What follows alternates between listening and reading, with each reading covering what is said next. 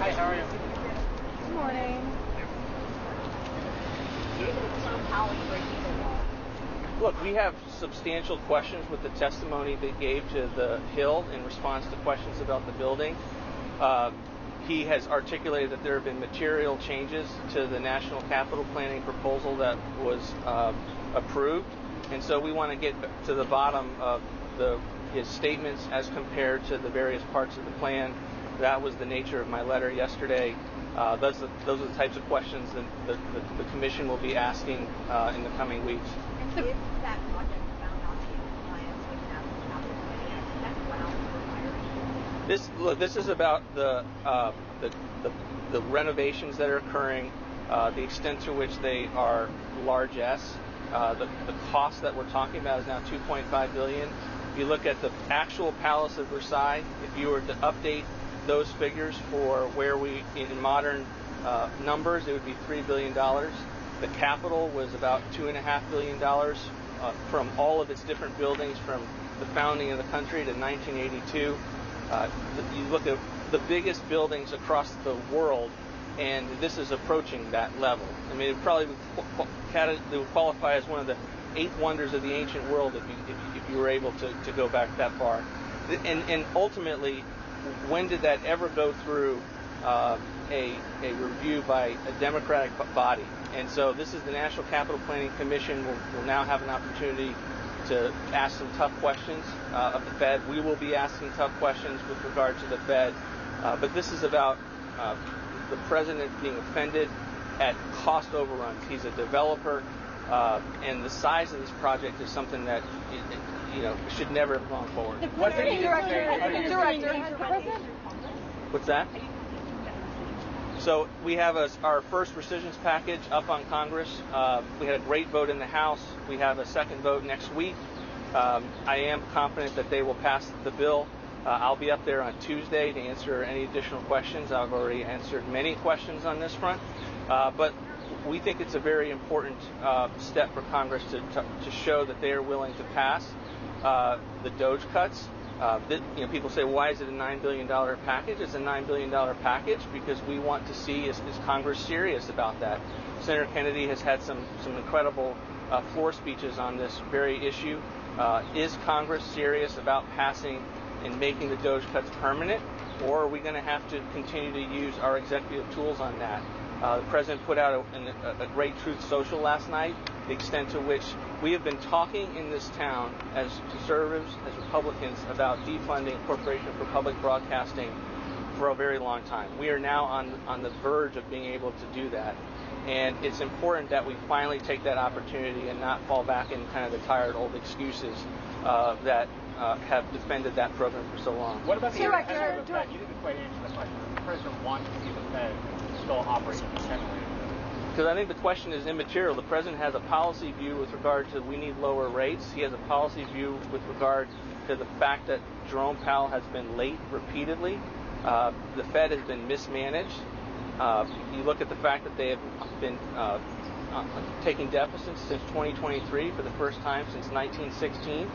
And then you look and you have this incredible spectacle on the nation's mall of largesse that we can't afford as a country. People would be offended if they came and they're going around checking out all the monuments and they see what is occurring.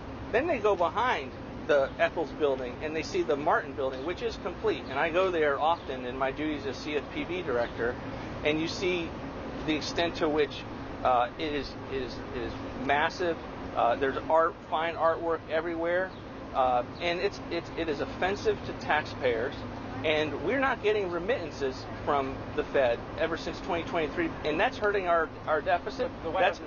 That's creating a situation where we have higher interest costs as a country, and it's just a series of mismanagement. So I know you guys want to make it more about a metaphysical question about the independence of the Fed. This is about the extent to which this building, this renovation project, is horrifying from a cost perspective, and our administration, both OMB, the National Capital Planning Commission, which now has 3 new commissioners, and as of yesterday is asking very, very tough questions. Sir, the Fed director, has the president expressed to you how he for who he might want to replace Powell's spending? Those are announcements that he will make at the appropriate time when he's ready to do it. Is there anyone that you would like to see potentially? Those are the president's. Trump supporters around the country want to see wasteful spending cut. What can they do to help you? Well, look, we have a great opportunity on the Hill next week with regard to this $9.4 billion package. It's only $9.4 billion. People ask, why is it only $9.4 billion? It's that because we know how close of a vote it was in the House, and we know we have a tight margin in the Senate, but that margin has to produce a victory. We have other rescissions packages that we will send if we have a good vote, and that will continue. You know, when I went through confirmation, people said, well, Russ, you have an Impoundment Control Act. They knew that we were skeptics of it. We're not huge fans of it, but they said there's a process for using it. These are Democrats. These are Republicans that were on the Appropriations Committee. They said, why wouldn't you use the rescissions package approach? Well, we're doing that. We're sending bills up on that. And now we hear an argument that if you use the tools that are outlined in the ICA, that somehow you're renegotiating the appropriations process or any agreement. That's the kind of thinking, the arguments that have caused us to never make any progress in this town. I think next week may be a huge pivot point in how this town does business, and will be an exciting milestone to be able to make actual permanent reductions to some of these savings that we've identified as an administration since its beginning. Is this really about wasteful spending, or is this about punishing the Fed? Because, I mean, the One Big Beautiful Bill, for instance, it included $85 million to move the space shuttle from D.C. to Houston. So is this about pressuring the Fed, or is it actually about wasteful spending? The One Big Beautiful Bill reduced deficits, even on a static basis, by $400 billion. There was $1.5 trillion in mandatory savings. We haven't had anything like that since 1997. In 1997, savings levels adjusted for inflation were only $800 billion. So to say that the One Big Beautiful Bill was not anything but an enormous improvement on spending, on debt, and deficits. And in the same vein of all of the things this administration is doing, we are taking a distinct look at what is occurring on the national law with regard to this Fed, and we will continue to do that. Talk about next steps for the Supreme Court ruling on the downside. I know the State Department moving forward. What else do you see? What else do you expect from other agencies? Are there going to be any changes in staffing before Trump years ago ready to be started? So every agency head is going to be, reviewing the decision. I'm doing it from my standpoint at the CFPB, although I'm not yet covered by it. I have my own litigation hell that I'm in with regard to the judicial restraints that they put on our ability. We can't even cancel contracts at the CFPB, let alone use our reduction in force statutes to lower the footprint of the agency that's been weaponized against the American people. So every agency head's going to be doing that. There's not kind of a macro answer to what that will occur, but certainly it was a great decision. The Supreme Court affirmed what we knew to be the case with regard to the law. The president is revamping the Rose Garden for a second time. He's overhauling a 747, spending billions of dollars when it's only going to be used as Air Force One for possibly a year. Are you concerned about that spending too? We have a lot of administration priorities, and I hope what you've learned from our first term, this term, like we need to spend in areas. We need ships. We need aircraft. We need a new presidential plane that's been in the works and been delayed for a long time because contractors are behind.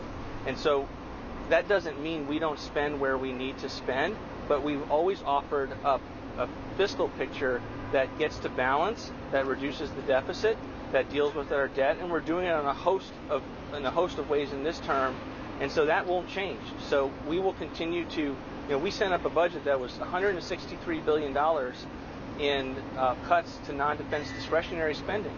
We also asked for a sizable increase to the border. We need to spend in certain areas to secure the country, to perform the functions of the government, and to make sure that we are investing where we need to invest. But that doesn't mean that it's in any way inconsistent with an effort to be able to have reduced deficits and lower debt. But that plane in particular is going to be used for such a short period of time. Is it really worth the expense? We need additional assets to be able to run this government, including fly the president, keep the president safe, and we're way behind in that program. And those are the kinds of ideas that flow from a contractor and other contractors being behind, and we're going to look for any opportunity to do that. Is there anything you can say about FEMA spending? Is the administration still looking at potentially phasing out FEMA? FEMA has $13 billion in its reserves right now to continue to pay for the necessary expenses. The president has said to Texas it needs anything it needs, it will get.